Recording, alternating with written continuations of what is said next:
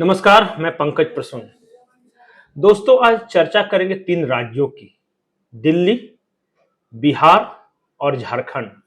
इन तीन राज्यों को लेकर आखिर बीजेपी के मन में चल क्या रहा है, तीनों को अलग अलग करके देखने की जरूरत है। सबसे पहले बात करते हैं दिल्ली की। दिल्ली में केजरीवाल है। केजरीवाल दिल्ली से आगे बढ़कर पंजाब चले गए। पंजाब के बाद उन्होंने गुजरात में अपनी किस्मत आजमाई, गोवा में आजमाई। अब वो कर्नाटक के चुनावी मैदान में उतरने की कोशिश कर रहे हैं। लेकिन दिल्ली के मुख्यमंत्री पिछले 2 दिनों से दिल्ली विधानसभा के अंदर खड़े होकर प्रधानमंत्री के बारे में जो बोल रहे हैं, उन बातों को तो सबने सुना, लेकिन बोलने की मंशा क्या है ये हम आपको बताते हैं। कुछ दिनों पहले स्मृति ईरानी ने एक प्रेस कॉन्फ्रेंस किया था। उसमें उन्होंने कहा था कि बीजेपी को हराना है तो मोदी की छवि को डेंट करो, क्योंकि जब तक जनता की नजर में मोदी की छवि एक ईमानदार और सख्त प्रशासक की होगी, जब तक जनता की नजर में मोदी की छवि एक देशभक्त नेता के रूप में रहेगी, तब तक बीजेपी को नहीं हराया जा सकता। तो रणनीति यह है कि किसी तरह नरेंद्र मोदी के दामन पर दाग लगाओ। गुजरात में 3 बार मुख्यमंत्री रहते जो दाग नहीं लग सका, जो 8 साल से लगातार प्रधानमंत्री हैं, ये 9वां साल है, दाग नहीं लगा सके। अब एक तरह से कैंपेन, जिसे वीसीएस कैंपेन कहते हैं, वो शुरू हुआ है। किसी तरह नरेंद्र मोदी की छवि डैमेज करो। राहुल गांधी ने सबसे पहले ये शुरू किया था चौकीदार चोर है के नाम से। बाद में उनको सुप्रीम कोर्ट से माफी मांगना पड़ा। उसके बाद फिर हाल के दिनों में अडानी प्रकरण के बहाने डायरेक्ट सीधे नरेंद्र मोदी पर हमला बोलने की कोशिश की गई। इधर केजरीवाल विधानसभा के पटल पर खड़े होकर प्रधानमंत्री के बारे में तरह तरह की बातें कर रहे हैं। और कहानी भी कैसी बनाई। केजरीवाल ने कहा कि मेरी एक बीजेपी के नेता से बात हो रही थी, उन्होंने ऐसा ऐसा कहा है। ये किसी बीजेपी के नेता से इनकी बात नहीं हुई।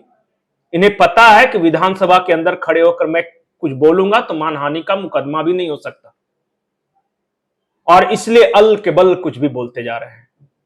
मकसद सिर्फ एक है कि प्रधानमंत्री की छवि को किस तरह खराब किया जाए। जैसे ही नरेंद्र मोदी की छवि खराब होगी, बीजेपी को हराना आसान हो जाएगा।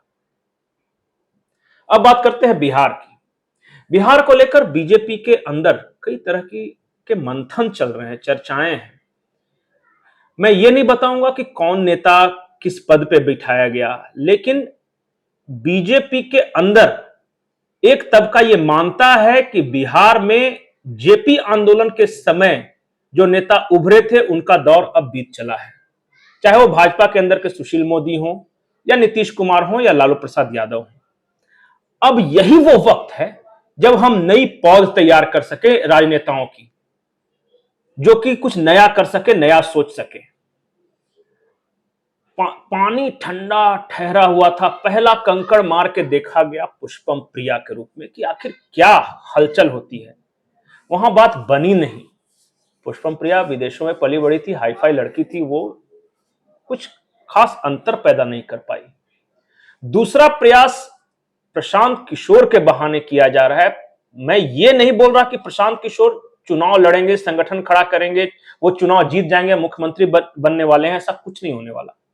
प्रशांत किशोर दरअसल जमीनी हकीकत को महसूस करना चाहते हैं कि आखिर बिहार में चल क्या रहा है और बिहार की जनता के मन में क्या चल रहा है। क्योंकि जैसे ही लालू, नीतीश, सुशील मोदी, नंद किशोर यादव वगैरह का दौर बीतेगा, तो अगला दौर किसका आने वाला है, कौन नेता हो सकता है? तेजस्वी यादव। तेजस्वी यादव की राजनीतिक जमा पूंजी यही है कि वो लालू यादव के बेटे हैं, उनके साथ यादव और मुसलमान हैं। लेकिन क्या यादव और मुसलमान जन जन्मांतर तक लालू प्रसाद के नाम पर तेजस्वी यादव को वोट देता रहेगा? इसका जवाब है बिग नो। हमेशा के लिए वो नहीं बंधुआ मजदूर की तरह रहने वाले। वो कुछ ना कुछ परिवर्तन करेंगे, और वो किस तरह का परिवर्तन करेंगे, यही जानने की कोशिश की जा रही है बीजेपी के अंदर। नया नेतृत्व कौन हो सकता है, किस तरह के लोगों को आगे बढ़ाना चाहिए। एक पसमानदा मुसलमान महारैली की जा रही है उत्तर प्रदेश और बिहार में खास करके। आप मान के चलिए कि इसका मकसद यही है, क्योंकि उत्तर प्रदेश में भी बीजेपी के रणनीतिकार ये मानकर चल रहे हैं कि मुलायम के जनाधार के बदौलत अखिलेश हमेशा के लिए राजनीति नहीं कर सकते। कुछ चुनाव में तो मुस्लिम यादव इन्हें वोट देगा, कुछ चुनाव में हो सकता है कि तेजस्वी को भी वोट दे, लेकिन मुसलमान भी तो कभी ना कभी कोई ना कोई विकल्प तलाशेगा। तो चाहे वो पसमंदा महासम्मेलन के बहाने हो, नई पौध क्या तैयार हो सकती है, किस तरह से तैयार की जा सकती है, इसको जांचने के लिए प्रशांत किशोर की पदयात्रा हो, या फिर जो नीतीश कुमार का जो पार्टी में डिसइंटीग्रेशन होगा, जो नीतीश कुमार नहीं रहेंगे तो उनकी पार्टी छिन्न भिन्न होने वाली है, जो उनके वोटर है वो क्या करेंगे, वो किसकी ओर देखेंगे। भविष्य की राजनीति के लिहाज से बहुत महीन लकीर पकड़कर बीजेपी के रणनीतिकार आगे बढ़ रहे हैं। ये दौर ट्रांजिशन का है, ये दौर वो है कि जेपी मूवमेंट के सारे नेता आउट और नई पीढ़ी इन, और इस वक्त जो बिहार की नब्ज पकड़ लेगा वो अगले कुछ दशकों तक बिहार पे शासन कर पाएगा। इस लिहाज से बीजेपी के अंदर मंथन चल रहा है। और बात करें अगर झारखंड की, तो झारखंड में भी सामाजिक बदलावों को लेकर बीजेपी के अंदर ज्यादा मंथन है। हम आमतौर पर चर्चा करते रहते हैं कि कौन प्रदेश अध्यक्ष बन जाएगा, कौन मुख्यमंत्री का उम्मीदवार बन जाएगा, किस नेता को क्या पद मिल जाएगा। बीजेपी के रणनीतिकारों को इससे बहुत ज्यादा फर्क नहीं पड़ता। उन्हें पता है कि कोई भी होगा, बस हमारी रणनीति के अनुसार उस रोड मैप पे आगे बढ़ने वाला होना चाहिए। झारखंड के बारे में पता है कि शिबू सोरेन की एक विरासत है, वो आदिवासियों के सबसे बड़े नेता थे, उन्होंने संघर्ष किया, आंख मूंद कर संथाल आदिवासियों का एक तबका और कई सारे लोग शिबू सोरेन के नाम पे वोट करते हैं, आज भी कर रहे हैं। लेकिन क्या हेमंत सोरेन आजीवन शिबू सोरेन के वोट बैंक को अपने साथ बरकरार रख पाएंगे? इसके लिए हेमंत सोरेन को खुद से कुछ अलग तरह का प्रयास करना होगा, वैसा ही प्रयास जैसा शिबू सोरेन ने किया था।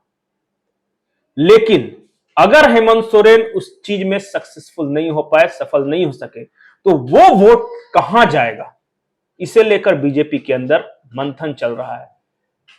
गांव गांव में लोग जा रहे हैं, वो समझने की कोशिश कर रहे हैं कि आखिर आदिवासी हमसे नाराज हैं तो क्यों, आखिर अगर मूलवासी हमसे कुछ छिटकता सा नजर आ रहा है तो वो क्यों नजर आ रहा है, हमसे आखिर क्या गलती हो गई।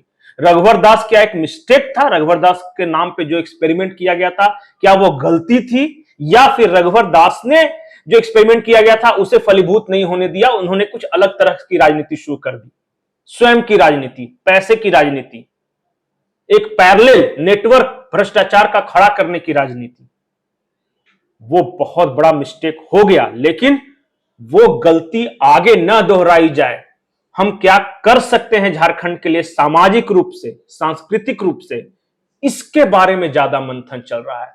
भले ही एक चुनाव में हमें फायदा हो या ना हो, लेकिन रणनीति, हमारी पकड़, गांव गांव में हमारे कार्यकर्ता होना चाहिए, गांव गांव में हमारे स्वयंसेवक होने चाहिए, गांव गांव में सांस्कृतिक लहर उठनी चाहिए। हर झारखंडी, हर बिहारी, हर यूपी वाला आज न कल एक न एक बार बीजेपी के साथ जरूर जुटे। इसी बात को लेकर सारी कवायद है। नमस्कार।